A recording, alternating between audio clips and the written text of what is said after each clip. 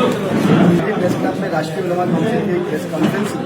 और इसमें हम लोगों ने ये घोषणा की है कि असम के जो आने वाले 2026 के विधानसभा चुनाव है इसमें राष्ट्रीय उलमा काउंसिल बहुत मजबूती से असम में विधानसभा चुनाव लड़ेगी और हमारी कोशिश ये है कि असम की जनता को विधानसभा चुनाव से पहले एक दूसरे विकल्प के रूप में एक नया विकल्प दे जो यहाँ पे एक एस्टैब्लिश्ड राजनीति होगी कि भारतीय जनता पार्टी कांग्रेस पे दोषारोपण कर रही है और कांग्रेस दोषारोपण भारतीय जनता पार्टी भी कर रही है और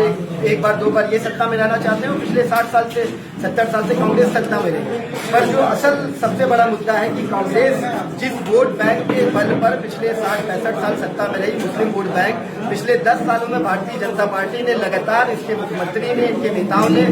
असम में लगातार मुस्लिम कम्युनिटी को डेमोनाइज किया, डिह्यूमनाइज किया और मुसलमानों पे लगातार उनकी दाढ़ी पे, उनकी टोपी पे, उनको मियाँ मुखड़ी कहकर, उनके मदरसों पे, उनके घरों पे बुलडोजर चलाए गए, उनके साथ तमाम हिंसा हुई, उनके साथ नफरत फैलाई गई और इनको डेमोनाइज और डिह्यूमनाइज कर दिया गया। पर कांग्रेस जो उनके वोटों पे लगातार कई दशकों तक सत्ता में रही, उसने एक बार भी अपोज नहीं किया। मुसलमानों के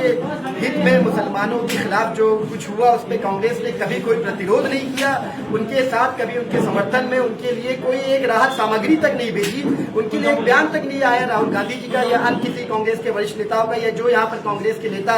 जो मुख्यमंत्री बनने का सपना देख रहे हैं उन लोगों का। तो सवाल ये है कि कांग्रेस ये जो भय अब कांग्रेस के नेता फैलाना शुरू किए हैं कि भाई भाजपा आ जाएगी, वोट बटना नहीं चाहिए, आप कांग्रेस को वोट दीजिए, हम आएंगे तो हम आपके दुखों को